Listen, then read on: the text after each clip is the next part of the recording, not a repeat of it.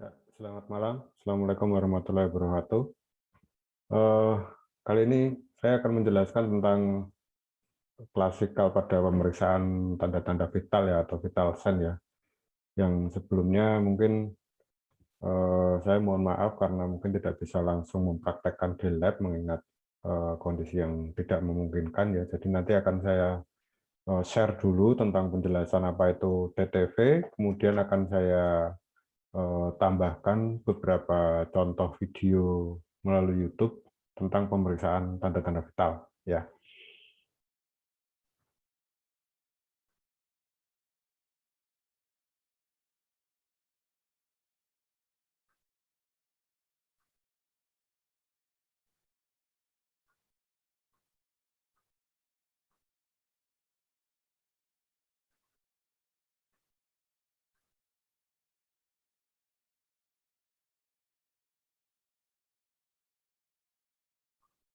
Sebentar, saya coba share dulu.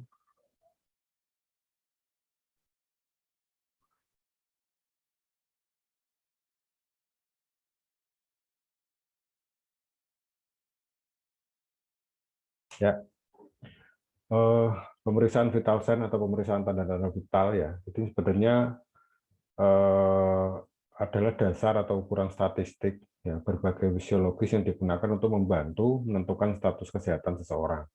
Jadi artinya sebenarnya dari hasil pengukuran tanda-tanda vital ini merupakan representatif dari status kesehatan seseorang yang mana dari pemeriksaan vital sign ini terdiri atas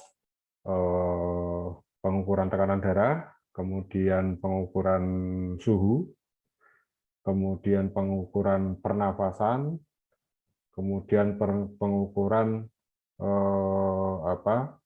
nadi ya. Jadi 4 hal tersebut merupakan suatu indikator bahwa seseorang itu dikatakan sehat atau tidak yang berdasarkan ketentuan rentang nilai normalnya masing-masing ya. Jadi pemeriksaan vital sign itu tujuannya sebenarnya adalah untuk itu mengetahui ada dan tidaknya masalah pada tekanan darah pasien, mengetahui ada dan tidaknya masalah pada suhu sampai dengan nadi dan pernafasan. Nah, 4 hal ini selalu berkaitan karena dalam proses metabolisme tubuh ketika ada hal yang terganggu akan signifikan juga terganggunya 4 hal tadi mulai dari tekanan darah, suhu, nadi dan pernafasan. Jadi memang pemeriksaan vital sign ini merupakan dasar ya, merupakan dasar yang dijadikan patokan atau dijadikan acuan di dalam status kesehatan pasien. Nah, ini biasanya ketika pasien yang opnam di rumah sakit itu ada jam-jam tertentu yang sudah diatur melalui shift atau melalui jaga tugas yang menjadi kewajiban kita sebagai perawat untuk melakukan vital sign ya. Jadi contohnya dari pagi itu biasanya jam setengah 6 kita lakukan tanda-tanda vital, nanti siang atau sore ada lagi, misalkan jam 3, nanti malam sebelum tidur juga ada lagi. Jadi 3 kali dalam waktu 1 kali 24 jam. Jadi kalau kita hitung berdasarkan jadwal jaga atau jadwal dinas, karena perawat ini jadwalnya 3 shift ya, pagi, siang, dan malam, berarti setiap 1 kali shift perawat wajib melakukan pemeriksaan vital sign. Ya. Tentunya ini dengan pasien-pasien yang bukan pada pasien yang urgent atau bukan pada pasien yang kritis ya. Jadi pada pasien-pasien yang masih bisa dimonitor dengan baik, tetapi kalau pada pasien-pasien yang urgent ya tentunya ada alat-alat lain yang sekiranya membantu sebagai monitor. Jadi alat elektronik tambahan yang sifatnya sudah terukur tanda-tanda vitalnya setiap saat ya. Tapi kalau untuk pasien-pasien yang masih bagus kondisinya, masih bisa dimonitor dengan baik, ya itu tentunya pemeriksaan vital sign-nya sesuai jadwal tadi. Tapi kalau pada pasien yang kritis, kita sudah ada alat, sudah banyak alat-alat elektronik yang sekiranya akan membantu tugas perawat untuk memonitor kondisi fisik pasien. Ya, jadi Vital sign itu sebenarnya orientasinya adalah di situ. Oke, kita dasar teori secara umum berdasarkan tujuan sudah saya sampaikan, kemudian kita langsung masuk pada alat yang akan digunakan ya. Nah, yang pertama kali ini adalah tekanan darah ya, pengukuran tekanan darah. Jadi tekanan yang dialami darah pada pembuluh arteri ketika darah dipompa oleh jantung ke seluruh anggota tubuh, itulah yang kita nilai, itulah yang kita ukur. Nah, pengukuran tekanan darah dapat diukur melalui nilai sistolik dan nilai diastolik. Nanti akan saya jelaskan ya. Jadi tekanan darah dapat diukur dengan alat sphygmomanometer ya. Sphygmomanometer inilah yang disebut sebagai tensimeter itu ya. Nah, tensimeter ini biasanya alatnya ini biasanya ada dua ya, yaitu sphygmomanometer atau tensimeter itu sendiri, kemudian stetoskop ya. Nanti saya akan jelaskan alat-alatnya, kemudian bagian-bagiannya nanti akan saya jelaskan, dan poin-poin yang sekiranya perawat wajib tahu ya, hal-hal yang terkait dengan sphygmomanometer. Nah, interpretasi hasil pada pengukuran tekanan darah ini pada usia lebih dari 18 tahun ya. Ini dasarnya adalah dari Jurnal Nasional Komite 7. Ini ketentuannya seperti ini. Jadi klasifikasi normalnya adalah tekanan darah TDS, ini tekanan darah sistolik, atau biasanya kalau orang awam menyebutnya atas ya, atasnya berapa, bawahnya berapa ya. Ini kurang dari 120 ya. Kemudian kurang dari 120 itu artinya juga jangan melebihi 100 ya. Artinya 120 ini ya standar lah, 120 ini standar. Ya 110 sampai 120 lah standar. Kemudian distolnya, ya, TDD-nya, ya, ini kurang dari 80 mmHg ini milimeter hektogram ya. Jadi kita biar bisa tahu dikatakan normal itu berapa ya, ketentuannya adalah segini. Nah, prehipertensi atau apa istilahnya resiko ya, yang berisiko hipertensi ini biasanya pada usia-usia dewasa ya, ini orientasinya lebih dari 18 tahun. Ini biasanya sistolnya itu kisaran 120 sampai 139 dan distolnya itu 80 sampai 89. Jadi lebih cenderung tinggi distol ya. Kemudian pada hipertensi stage 1 ini 140 sampai dengan 159 sistolnya. Kemudian pada distolnya 90 sampai 99, lebih tinggi lagi ini. Kemudian hipertensinya pada stage 2 ini lebih dari 160. Lah ini yang bahaya ya, ini berisiko tinggi ini. Diastolnya adalah lebih dari 100. Nah, ini beberapa contoh klasifikasi tekanan darah. Nah, ketika kita bisa mengukur pasien, kita bisa tahu bahwa pasien ini berada pada kondisi yang hipertensi. Pasien ini berada pada kondisi yang hipotensi. Nah, kondisi yang hipotensi itu kondisi yang di bawah 120 tadi yang saya katakan tadi. Biasanya kalau pasien-pasien dengan hipotensi itu biasanya 90 sampai dengan 100 ya sistolnya ya. Antara itulah. Nah, kemudian kita bicara tentang alat ya. Kita bicara tentang alat. Nanti kalau cara nanti akan saya tambahkan videonya ya. Nanti mahasiswa bisa menyimak atau mencermati video yang sudah saya share. Nanti bisa dicoba di rumah ya. Bisa dicoba. Kemudian bisa sharing dengan saya atau diskusi dengan saya. Sekaligus nanti juga akan saya share toolsnya. Nah, ini kita akan bicara tentang alatnya dulu nih. Nah, ini alat. Jadi sebelum saya jelaskan bagian-bagiannya, jadi akan saya sampaikan bahwa alat sphygmomanometer atau alat tensimeter itu dalam perkembangan zaman yang sampai dengan sekarang itu ada 3 ya. Ada 3 yang sekiranya nanti mahasiswa harus fleksibel melihatnya, jadi jangan hanya bisa pada satu alat saja, tetapi karena di rumah sakit ini alatnya sudah semakin kesini semakin canggih ya.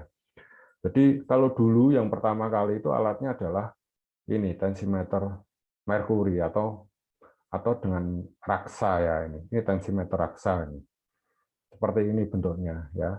Jadi kemudian seiring berkembangnya zaman ada juga ya tensimeter aneroid atau jarum ya. Tensimeter aneroid atau jarum. Kemudian sampai sekarang ini yang mungkin tidak perlu Ya, tidak perlu harus perawat yang merepresentasikan hasil pemeriksaan tekanan darah, karena sekarang sudah ada tensimeter digital ya.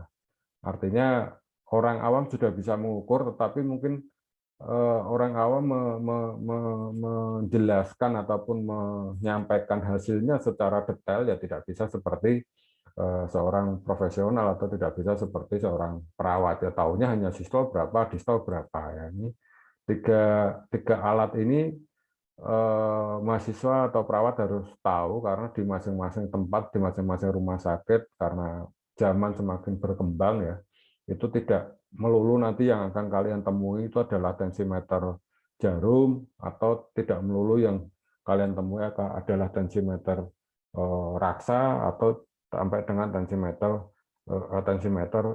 digital ya. Nah, tensimeter digital pun ini juga ada jenis-jenisnya. Ini ada yang di lengan, ada juga yang di pergelangan tangan ya, yang dipasang di pergelangan tangan. Jadi tempatnya berbeda tetapi dengan hasil yang sama. Dan memang tiga alat ini mempunyai kelebihan dan kekurangan masing-masing ya. Mungkin kalau dari sisi digital mungkin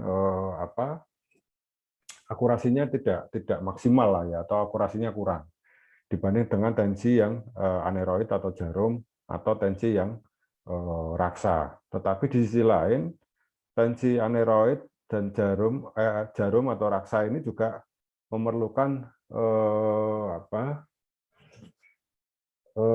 kalibrasi ya, memerlukan pemeriksaan ataupun memerlukan apa ini istilahnya setting ya, men-setting kembali bagaimana agar tensimeter itu bisa digunakan secara valid berdasarkan data atau berdasarkan tindakan kalibrasi. Nah, yang melakukan kalibrasi ini biasanya mahasiswa atau profesi teknik elektromedik ya, sehingga alat ini bisa akurat hasilnya, kemudian berfungsi dengan baik. Karena nanti kalau alat-alat yang seperti jarum ataupun raksa ini kalau sudah lama digunakan ya, jarumnya ini biasanya sampai di bawah 0 ya. Dan sama raksanya ini kadang malah justru di atas. Jadi pada waktu kita loskan atau kita buka panel udaranya, ini tidak bisa berawal dari 0. Nah, itulah saatnya sebuah alat sphygmomanometer itu harus kita kita setting ya, atau bagian teknik elektromedik yang melakukan setting atau pemeriksaan atau servis ya, yang dikatakan sebagai kalibrasi ya. Nah, ini jenis bagian-bagiannya. Ini tensimeter raksa ya. Ini yang ini disebut sebagai mindset atau cuff ya. Nah, mindset ini baik pada jarum ataupun baik pada digital ya, itu namanya sama mindsetnya. Nah, bolanya ini atau karet udaranya ini disebut sebagai bulb. Nah, ini di sini ada panel ya. Panel ini fungsinya adalah untuk membuka dan menutup, sehingga pada waktu kita melakukan, ketika manset sudah terpasang di lengan, kemudian harus kita tutup sehingga pada waktu kita pompa air raksa bisa naik atau jarum bisa bertambah ya, sehingga kita bisa tahu pada waktu kita turunkan mana yang sistol, mana yang distol, karena loop yang pertama yang kita dengar itu adalah yang sistol, dan yang terakhir itu adalah yang distol ya. Kemudian, nah ini contoh yang masih di lengan ini. Nanti kalau yang cari di pergelangan tangan, kalian bisa browsing sendiri lah. Contoh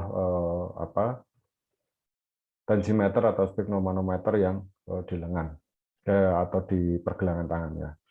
Nah, kemudian satu lagi, ketika kita melakukan pengukuran tekanan darah untuk ini khususnya yang dengan raksa ataupun ini ya, ataupun jarum ya.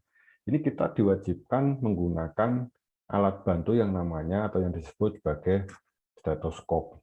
Nah, tujuannya apa? Tujuannya adalah membantu kita mendengarkan bunyi loop pada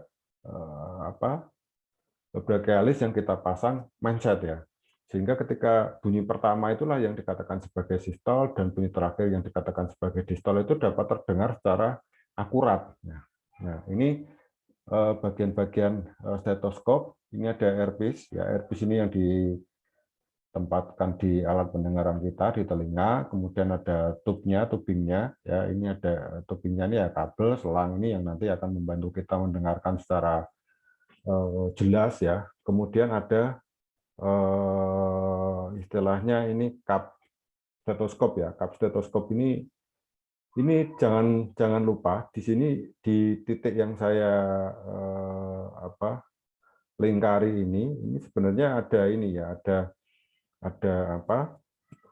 puteran ya, sehingga ketika kita mau mendengarkan harus kita tes dulu putaran ini dalam posisi terbuka atau tertutup, karena kalau dalam posisi tertutup kita tidak bisa mendengarkan dengan maksimal ya. Nanti kalau di alat kalian itu bisa kalian lihat pada bagian yang ini saya titik ini ya. Jadi di sini ada semacam alat yang bisa kita putar ya, bisa kita putar ke kiri ke kanan sehingga nanti bagian bel atau bagian diafrag ini juga akan terbuka sehingga kita bisa mendengarkan bunyi lubdub tadi secara jelas. Nah, ini ada kegunaannya ya. Jadi di sini ini dikatakan alas bel, yang di sini dikatakan alas diafragma yang dibaliknya. Nah, ini kalau yang pada alas bel ini biasanya untuk mendengarkan area perut gitu ya, pakainya ini bel. Kemudian pakai diafrag ini pada bagian dada, kemudian pada bagian brachialis yang kita ukur tekanan darah atau kita ukur tensinya ya. Jadi diingat-ingat fungsi, kemudian titik-titik kontrol pada alatnya itu tolong diingat-ingat sehingga nanti pada waktu memakai kita sudah paham betul bahwa alat itu kita tahu secara detail cara mengoperasikannya. Kemudian ini contoh yang jarum ya. Sebentar saya terlewat. Jadi tadi di tensi yang dengan raksa, jangan lupa ada tombol buka tutupnya. Jadi kalau di jarum ini tombol buka tutupnya hanya dari sini, hanya dari bulbnya, hanya dari balon untuk memompanya saja dibuka tutup sudah. Tapi kalau dengan air raksa, jangan lupa di sini ada panelnya. Ini yang saya lingkari ini ya, yang saya ini ada lingkarnya nih. Ini ada panelnya yang digunakan untuk menaik turunkan air raksa atau membuka menutup air raksa. Nah, cara mainnya ketika tensimeter yang dengan air raksa ini digunakan itu harus dibuka. Ya, kemudian ketika tidak digunakan itu harus ditutup. Fungsinya apa? Semakin ketika tidak digunakan dalam kondisi yang tertutup itu akan mengkondisikan air raksa dengan baik ya, karena posisi tertutup, jadi tidak ngopos lah istilahnya, tidak bocor lah ya, sehingga mungkin untuk kalibrasinya akan cukup panjang ya, karena dalam penggunaan kita mengontrol ataupun menggunakan dengan baik, karena ketika waktu tidak digunakan dalam kondisi yang tertutup ya. Oke, ini tensimeter. Kemudian kita lanjut lagi pada pengukuran denyut nadi ya. Pada pengukuran denyut nadi. Nah, pada pengukuran denyut nadi ini pada frekuensi denyut nadi seseorang itu sebenarnya bervariasi ya, tergantung dari banyak faktor yang mempengaruhinya pada saat aktivitas normal. Oke, saya tambahkan lagi tadi pada waktu pengukuran tekanan darah ya. Hasil yang paling valid pada pengukuran tekanan darah itu adalah yang pertama pada waktu bangun tidur, yang kedua kapanpun tetapi pasien ataupun orang yang akan kita ukur tidak melakukan atau lebih dari 15 menit setelah melakukan aktivitas ya yang berkeringat.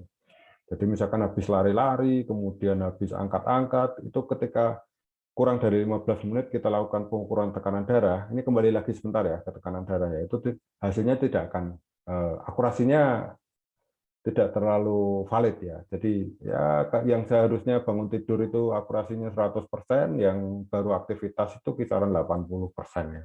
Jadi alangkah baiknya adalah pasien yang bangun tidur atau pasien yang tidak setelah beraktivitas ya. Ataupun itu bisa kondisikan ketika biar pasien istirahat dulu paling tidak 15 menit sehingga jantung pasien itu sudah normal kembali ya.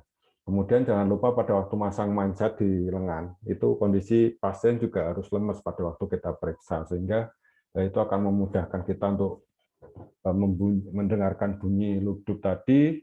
Selain itu juga akan menghasilkan tekanan darah yang valid pada waktu kita ukur. Ya, oke, kita lanjut ke poin B, yaitu denyut nadi ya. Untuk frekuensi denyut nadi ini bervariasi ya. Jadi tergantung dari banyak faktor yang mempengaruhinya pada saat aktivitas normal. Ya, hampir sama seperti pengukuran tekanan darah ya. Nah, ini dikatakan normal dewasa. Ini adalah 60 sampai 100 kali per menit ya. Kemudian dikatakan bradikardi ini kurang dari 60 kali per menit ya. Kurang dari atau napas dalam ya. Napasnya dalam dan apa istilahnya jarang ya, jarang dalam waktu 1 menit itu jarang. Kemudian dikatakan takikardi ini lebih dari 100 kali per menit ya. Takikardi ini napasnya cepat sekali nih kalau takikardi ini. Nah,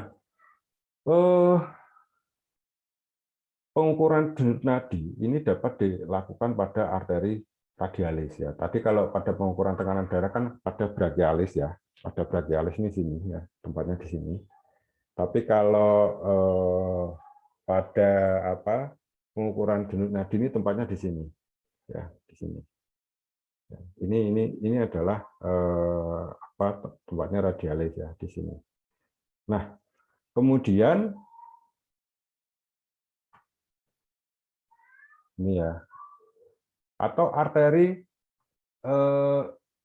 brachialis yang kedua, yang paling valid sini. Yang kedua adalah brachialis. Kemudian arteri karotis ya, terletak di leher.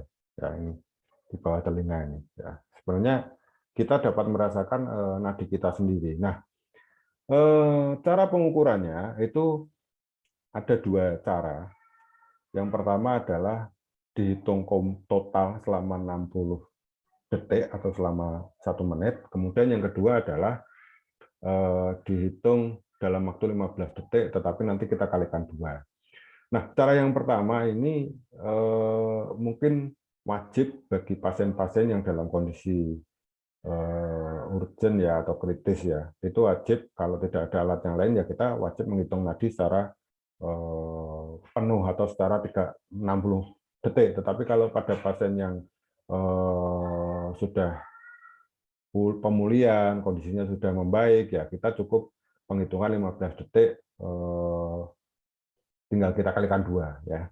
Nah, alatnya apa? Alatnya adalah dengan cara merasakan penghitungan ya, dengan cara merasakan pada waktu menghitung ya, dengan cara merasakan, kemudian dengan melihat jam tangan kita ya.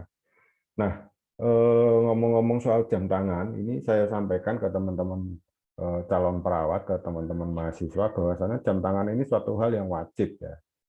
Jadi mau apapun mereknya, mau apapun jenisnya, mau berapapun harganya, saya tidak mau tahu, tetapi prinsipnya mahasiswa perawat itu wajib menggunakan jam tangan. Ya. Wajib menggunakan jam tangan. Karena apa? Karena jangan sampai nanti perawat itu menghitung nadi atau menghitung respiratory rate atau pernapasan itu yang dilihat adalah jam dinding di ruangan. Ya. Itu nggak boleh ya. Secara etika itu nggak boleh. Jadi kita wajib menggunakan atau membawa atau memakai jam tangan, memakai jam tangan yang mudah itu adalah yang jarum ya, karena kita bisa menghitung secara lebih memudahkan kita lah prinsipnya. Tidak ada yang paling valid, tetapi lebih memudahkan kita kalau kita pakai jarum, karena kalau pakai jam yang digital itu apa ya, kalau saya sih menurut saya kurang pas lah ya, lebih baik itu pakai yang jarum sehingga kita bisa menghitung. Kalaupun ada yang tidak nyaman menggunakan jam tangan, di saku perawat wajib ada jam, sehingga ketika kita ukur nadi atau kita ukur pernafasan, itu paling tidak jam yang kita lihat itu adalah jam kita sendiri yang keluar dari saku kita. Jadi kalaupun tidak nyaman dengan memakai jam tangan, karena ada beberapa mahasiswa atau ada orang-orang tertentu yang kadang memang tidak nyaman memakai jam tangan ya. Tapi saya wajibkan memakai jam tangan karena itu adalah alat ukur kita, itu adalah alat bantu kita untuk mendapatkan suatu hasil yang valid. Jangan sampai lihatnya jam dinding ya. Kemudian kita lanjut pada pengukuran suhu tubuh ya. Jadi suhu tubuh ini adalah melihat temperatur pada tubuh seseorang ya, yang tujuannya kita tahu rentang normalnya, sehingga kembali lagi bahwa Vitasen itu salah satunya suhu tubuh itu juga akan dijadikan sebagai alat ataupun dijadikan sebagai indikator bahwa seseorang itu dalam kondisi yang sehat atau tidak, atau dalam kondisi yang hipertermi atau hipotermi ya. Hipertermi itu suhu tubuh lebih dari 38 ya, atau hipotermi itu suhu tubuh kurang dari 65,5 derajat Celcius ya. Ini pakainya derajat Celcius karena yang diukur adalah suhu manusia, tapi kalau yang diukur ruangan itu ya Fahrenheit gitu ya. Mungkin masih ingat pada waktu pelajaran waktu IPA ya. Jadi suhu tubuh ini dihasilkan dari laju metabolisme basal di seluruh tubuh atau dari proses termoregulasi yang ada di dalam tubuh ya. Kemudian ada aktivitas otot ya. Kemudian ada metabolisme tambahan karena ada pengaruh hormon. Jadi ada orang tertentu yang memang secara hormon memiliki suhu tubuh yang panas ya. Kemudian ada aktivitas lagi ya. Ini kembali lagi ke aktivitas ya. Jangan mengukur suhu tubuh pasien yang habis atau setelah beraktivitas, karena itu hasilnya tidak akan valid ya. Kak, jangan rame Kak. Kak, jangan rame. Ya, jadi mohon maaf anak-anak pada main. Jadi itu berorientasi pada hasil setelah kita sebelum kita lakukan pengukuran suhu tubuh, kita harus kaji dulu bahwasanya pasien itu setelah beraktivitas atau tidak ya. Kemudian pada pemeriksaan suhu tubuh ini ada beberapa cara, yaitu ada yang pertama adalah melalui oral atau melalui mulut. Ini biasanya pada anak-anak ya, biasanya pada anak-anak melalui oral, kemudian melalui aksila ya, melalui ketek ya, atau aksila ya, kemudian melalui rektal atau melalui anus ya. Ini ketentuan-ketentuan suhunya ya. Nah, ini contoh termometernya. Nah, kita tahu sekarang bahwa termometer itu luar biasa perkembangannya ya. Dulu yang termometer dengan raksa ini sekaligus contohnya ya, yang ini untuk aksila, yang ini untuk rektal atau anus, ini contoh ya. Dan ingat di rumah sakit itu ada tempat-tempat tertentu yang memang sudah disiapkan ya. Jadi untuk anak-anak biasanya hasil yang paling valid itu adalah dari rektal atau dari anus ya. Biasanya yang paling pipih kalau yang ke rektal atau ke anus. Kalaupun tidak yang paling pipih karena jenisnya macam-macam banyak ya. Beda merek pasti beda bentuk, beda jenisnya ya. Biasanya kalau untuk rektal itu yang ininya panjang. Jadi yang aluminium chrome-nya ini panjang, alat ukurnya ini panjang. Ya, itu biasanya untuk rektal. Jangan sampai ketuker ya. Nanti jangan-jangan habis digunakan ukur melalui rektal, digunakan ukur melalui oral. Itu kalau salahnya di aksila tidak masalah, tapi tolong diperhatikan ya sebelum melakukan pengukuran suhu, tolong diperhatikan alat yang Anda pegang itu apa. Apakah untuk aksila, apakah untuk rektal, apakah untuk oral ya, tolong diperhatikan. Nah, sebelum menggunakan ini, perhatikan juga ini titik nol ya, ini titik nolnya, ini perhatikan. Kalau ini belum berada pada titik nol, bisa dinolkan dengan cara dipegang kemudian dihentakkan ya, dihentakkan tapi jangan dilepas, dihentakkan seperti ditarik gitu, dihentakkan tetapi seolah-olah kita menarik di pergelangan kita. Jadi gini, sehingga raksanya akan ke nol dan hasil yang akan kita dapatkan itu akan lebih valid ya. Kemudian ada juga yang digital ya, seperti ini. Jangan lupa juga dinolkan sebelum dipakai. Ini titik nolnya. Titik nol, titik nolnya. Nolnya itu maksudnya adalah berkisar dari 36 biasanya ya. Ada juga yang dari 0 juga ada. Jadi beda alat, beda merek itu ketentuannya biasanya beda-beda. Jadi jangan panik, jangan cemas. Kalau alatnya kalian sebagai mahasiswa belum pernah pegang, amati dulu alatnya. Amati dulu, ingat-ingat dulu standar normalnya alat itu seperti apa. Kalau kalian sudah paham betul tentang detail alat tersebut, silakan baru bisa digunakan ya. Kemudian yang model ini adalah termogan ya. Sekarang di mana-mana ada termogan ini ya, karena kondisi pandemi atau kondisi COVID yang semakin liar ya, sekarang luar biasa perkembangannya, penularannya sangat luar biasa ya. Mohon untuk tetap jaga protokol kesehatan dengan ketat ya, dengan sebaik-baiknya. Ini ada termogan yang mungkin tidak tersentuh langsung kepada pasien. Biasanya kalau di rumah sakit pakainya tetap ini ya, atau pakainya digital atau raksa lah. Jadi termogan ini biasanya untuk ruangan tempat-tempat yang terbuka, di pintu masuk, kemudian di tempat-tempat keramaian, ya, biasanya pakainya termogan. Nggak mungkin kalau pakai air raksa atau pakai digital yang harus dimasukkan ke aksila dulu, nggak mungkin ya. Kemudian yang terakhir adalah pernafasan, ya, pengukuran pernafasan. Nah, ini pengukuran pernafasan ini frekuensi proses inspirasi dan ekspirasi ya, keluar dan masuknya udara yang dihirup oleh seseorang dalam satuan waktu menit ya. Cara mengukurnya ya sama. Kita melihat dada pasien ya ini. Ya, kita lihat ini pernafasannya berapa ya. Kita bisa melihat berdasarkan ini dan kita hitung berdasarkan jam yang kita pakai. Ya lagi-lagi jam ya. Jadi wajib menggunakan jam. Seorang perawat wajib memakai jam tangan ya. Kalau bisa yang jarum, sehingga itu merupakan suatu alat yang mendukung. Jadi saya paling marah ketika mahasiswa praktek tidak membawa jam ya, karena itu kalau mahasiswa praktek nggak bawa jam pasti dia keset ya, dia pasti tidak aktif, pasti keset. Karena apa? Karena hal yang sedasar atau sebasic TTV aja dia tidak siap dengan hal tersebut. Artinya ya memang harus mau nggak mau harus wajib memakai jam. Kalaupun tidak mau memakai, membawa jam sendiri ya, ketentuannya itu. Jadi kita lihat pernafasan dada pasien, inspirasinya berapa kali, ekspirasinya berapa kali, ya itu kan naik turun. Yang bisa kita hitung adalah naik turun itu ya.